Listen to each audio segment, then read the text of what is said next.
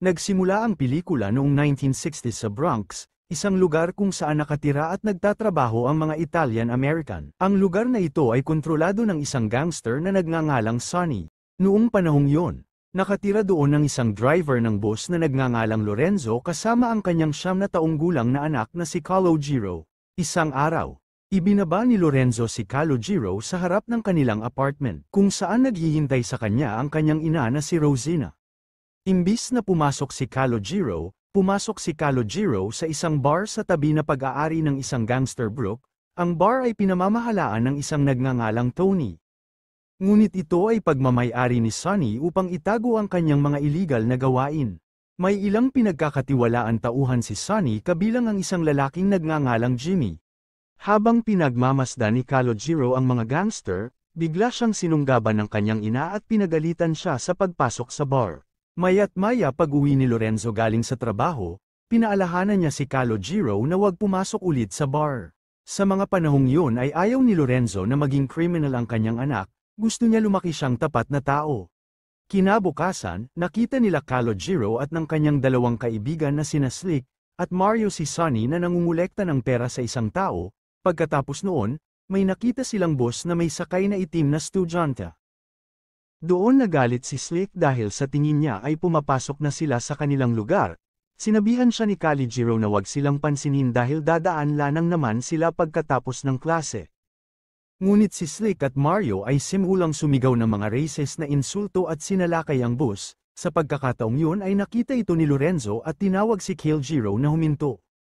Habang nakaupo si Calogero sa hagdan, nakita niya ang isang lalaki na umatake sa kotse ng isa pang lalaki dahil sa pagkuha ng kanyang parking spot.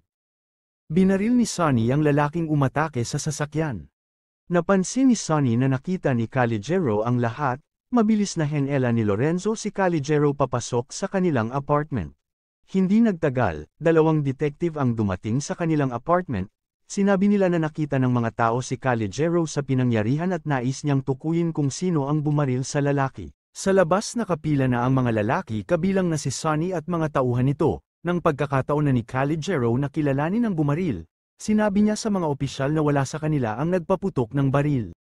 Dahil dito lahat sila ay pinayagang umalis. Nung naglaon, tinanong ni Calogero ang kanyang ama kung tama ba ang kanyang ginawa. Sinabi ni Lorenzo na tama ang ginawa niya para sa isang masamang tao, na ikinalito ni Calogero. Pagkatapos ipinaliwanag ni Lorenzo na minsan sa buhay, kailangan mong gawin ang mga bagay kahit alam mong mali ito at maiintindihan ito ni Calogero kapag siya ay lumaki na. Kinabukasan, nung ibinaba ni Lorenzo si Calogero nakita niyang tumango si Sonny bilang pasasalamat. Hindi nagtagal, sumakay si Jimmy sa bus at sinabi kay Lorenzo na labis na nagpapasalamat si Sonny na hindi siya sinumbong sa pulisya. Doon inalok ni Jimmy si Lorenzo ng trabaho bilang isang courier na may mataas na sahod ngunit tinanggihan ito ni Lorenzo dahil ayaw niyang masangkot sa mga ilegal na gawain ni Sonny. Makalipas ang isang buwan, habang inaayos ni Calogero ang kanyang bisikleta, dinala siya sa isa sa mga tauhan ni Sonny sa bar para makipagkita kay Sonny. Doon hiniling ni Sonny kay Calogero na tumulong sa paghahain ng mga inumin sa bar dahil hindi tinanggap ng kanyang ama ang alok ni Sonny. Mula sa araw na yon, pagkatapos ng klase nagtatrabaho si Calogero sa bar at nakakakuha ng maraming tip na hindi nalalaman ng kanyang mga magulang. Habang nagsusugal ang mga mandurumog, tinawag ni Sonny si Calogero para maghagis ng dice para sa kanya. Noong panahong yon, nanalo si Calogero ng 11 na kasunod-sunod na round na siyang nagbigay ng malaking panalo kay Sonny.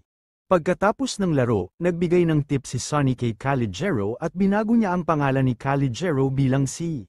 Kinaumagahan, binigyan si C ng isang matandang nagtitinda ng gulay. Napansin ni C na nag-iba ang pakikitungo sa kanya ng mga tao at kanya itong nagustuhan. Gayunpaman, nalaman ng mga magulang ni C tungkol sa pera at saan ito nanggaling. Inamin ni C na nagtatrabaho siya sa bar bilang isang serbador ng alak. Nang marinig ito, nagalit si Lorenzo at gusto niya ibalik ang pera ngunit iminungkahi ni Rosina na magagamit nila ito. Tumanggi si Lorenzo na gamitin ang pera mula kay Sonny, kahit nakuha ito ni C sa pagsusumikap. Pagdating nila sa bar, inilapag ni Lorenzo ang pera sa misa ni Sonny, at huwag nang gambulin ng kanyang anak. Sinabihan ni Sonny si C na maghintay sa labas habang nag-uusap sila. Sinabi ni Sonny kay Lorenzo na iginagalang niya siya, ngunit binalaan siya ni Sunny na wag nang magsalita ng ganun muli. Makalipas ang 8 taon, malapit pa rin si Si kay Sunny at madalas silang magkasama. Ngayon si Si at ang kanyang mga kaibigan ay may isang gang na kung tawagin ay Deuces Wild, kung saan sila tumatambay na walang ginagawa na pakipakinabang. Isang araw, nakakita sila ng mga sasakyan na may mga itim na nagmamaneho na ikinagalit ng kanyang mga kaibigan, ngunit sinabi ni Si na dumadaan lang sila at walang dahilang mag-alala. Maya't maya tinawag ni Lorenzo si Si para samahan siya sa bus. Napansin ni Si ang isang itim na babae na nakapansin sa kanya, kaya hindi niya masyadong pinansin ang kwento ng kanyang ama. Maya't maya, bumaba ang dalaga sa kapitbahayan ng mga itim, tinapos ang kanyang tingin. Pagkababa ng bus, nakita ni Si ang isang lalaking nagngangalang Louie, na may utang sa kanya ng $20, ngunit hindi nagbayad.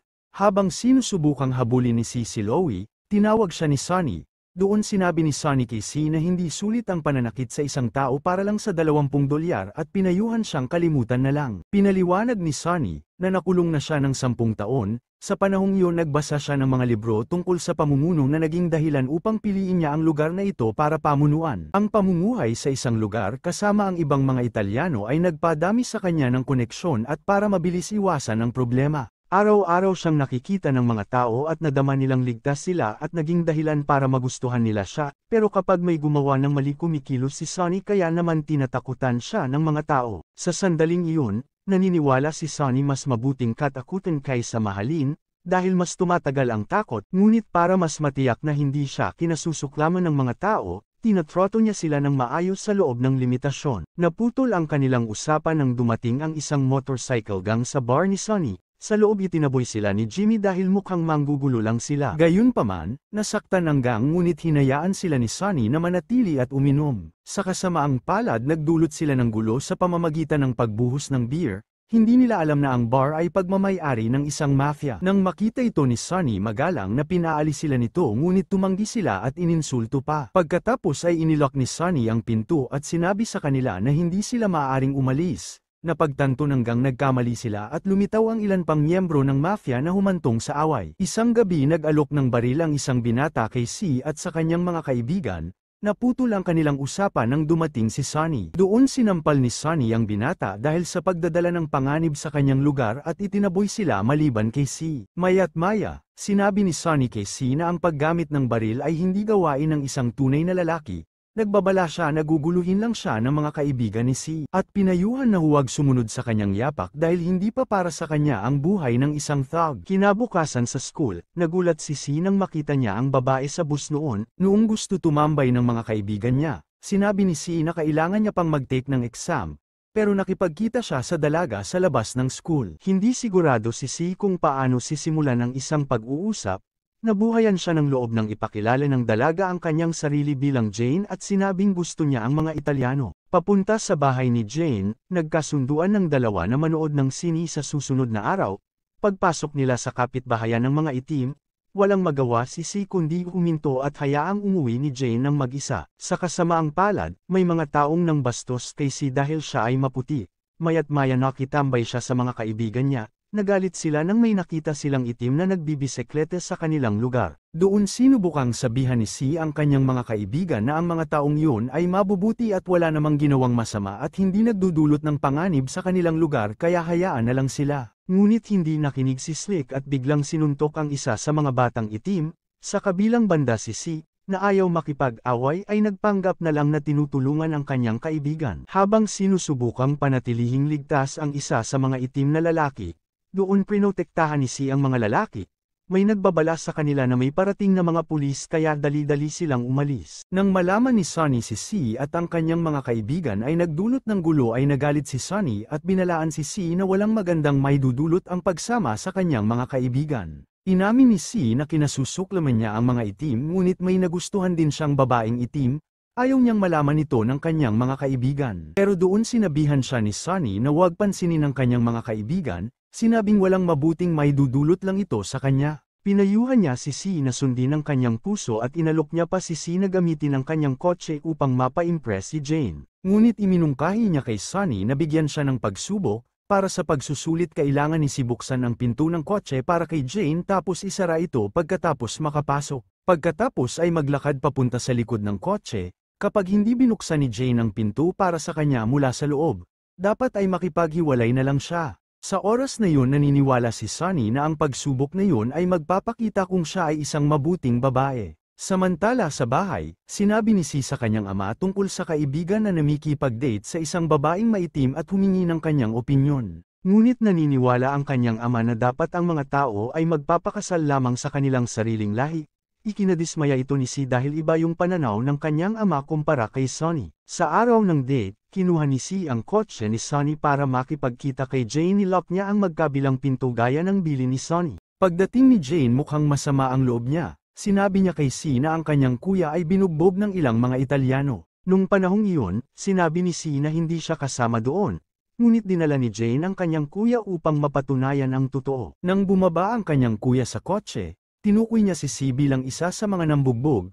Ito ay humantong sa isang pagtatalo at kanyang galit hindi sinadya ni Si masabi ang isang bagay na racist. Na agad niyang pinagsisihan, nung marinig yun ni Jane, agad na lumayo si Jane at ang kanyang kapatid na nakaramdam ng sama ng loob. Maya't maya ay ibinalik ni Si ang kotse kay Sunny at pinagmamasdan siya ni Lorenzo mula sa bintana ng kanilang apartment. Doon tinanong ni Sunny si Si kung bakit nakabalik ito kaagad. At sinabi ni Si na magulo ang unang date niya. Samantala, pinaalalahanan naman ni Lorenzo si Si sa bahay na layuan si Sunny, dahil walang tiwala si Sunny sa sinuman at sasaktan niya lang si Si kung siya ay magkakamali. Ngunit tinawag ni Si na talunan ang kanyang ama at mga ninuno, nang maglaon sa kanilang tambayan.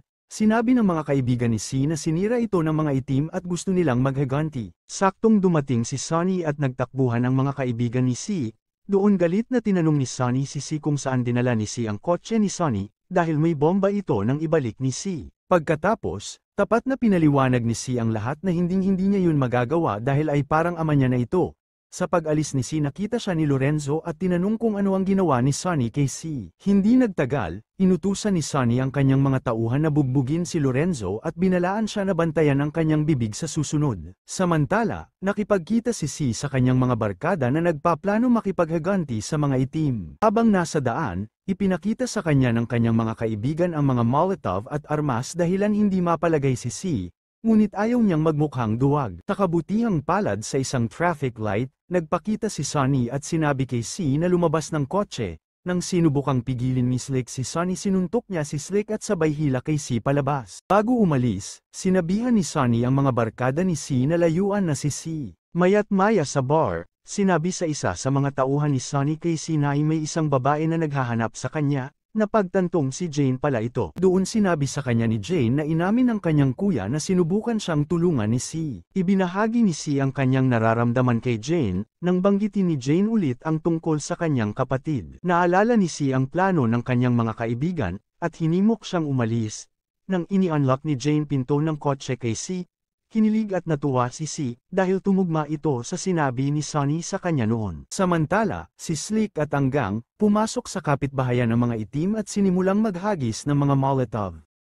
Habang papaalis sila, meron isang Molotov na hindi sumabog nung itinapon nila sa mga itim, kaya't kinuha ng mga itim at inihagis sa kanila pabalik. Dahilan sumabog ang kanilang sasakyan, kasama si Slick at ang kanyang mga kaibigan sa loob. Maya't maya dumating sina Si at Jane sa pinangyarihan, at doon nakita ni Si sila Slick at iba pa niyang kaibigan na sunog at nakahandusay na lang sa lupa. Hindi alam ni Si kung matutuwa ba siya dahil buhay siya, o malulungkot dahil namatay ang kanyang mga kaibigan.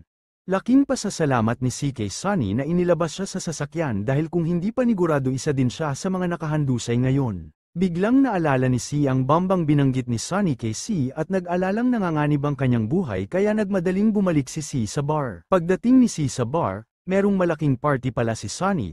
Habang naglalakad si Si sa maraming tao, may nakita si Si na isang lalaki na may malamig na tingin sa kanya at papalapit kay Sunny. Doon sinubukang sumigaw ni Si ng babala kay Sunny, ngunit huli na ang lahat dahilan upang barilin si Sunny ng binata. Anak pala ang binata ng lalaking pinatay ni Sunny sa parking lot 8 taon na ang nakararaan. Sa libing ni Sunny, napansin ni Si ang casual na pag-uusap ng mga gangster na tilang walang pakialam sa pagpanaw ng kanilang boss. Pagkaalis ng lahat, nagpaiwan si Si at napagtanto na totoo lahat ng sinabi ni Sunny kay Si. Maya't maya may lumapit kay Si, Ang lalaking yun ay iniligtas ni Sonny sa parking lot 8 taon na ang nakararaan. Isa rin palang mafia boss ang lalaki, sinabi niya kay C na siya na ang bahala sa lugar at inanyayahan si C na kung kailangan niya siya ay puntahan lang ito tulad ng ginawa niya kay Sonny.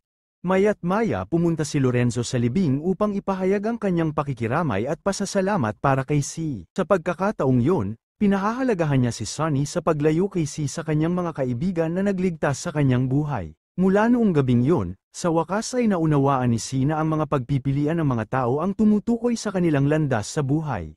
Dito na nagtatapos ang kwento ng A Bronx Tale.